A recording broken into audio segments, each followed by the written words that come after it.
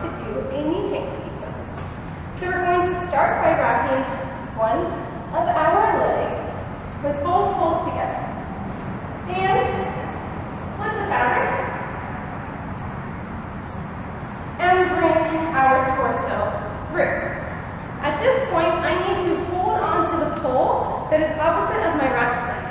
So you can use both hands or just one hand, and then I'm going to lift through my legs and let the poles pop onto my hip bones.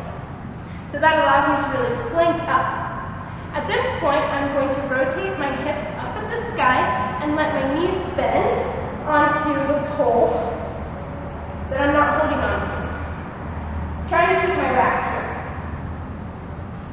And then I can let my leg off. Switching hands if you need to so that your hips are facing forward and you can come into this first stag shape. This is very nice spinning as well. Then from here I'm going to switch hands and bring my leg underneath the fabric.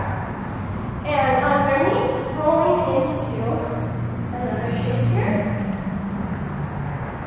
Before then hooking my leg onto the pole, holding onto, and coming into a median. Then I'm going to sit up,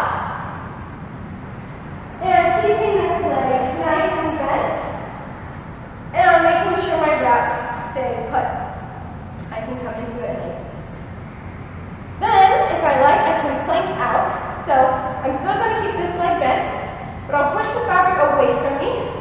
Bring my free leg up and kick out into a plank. And then to get out, I'm just going to unwrap my legs. So I'm going to bring my opposite arm around to grab the fabric. And the same arm as wrapped leg is going to hold nice and tight.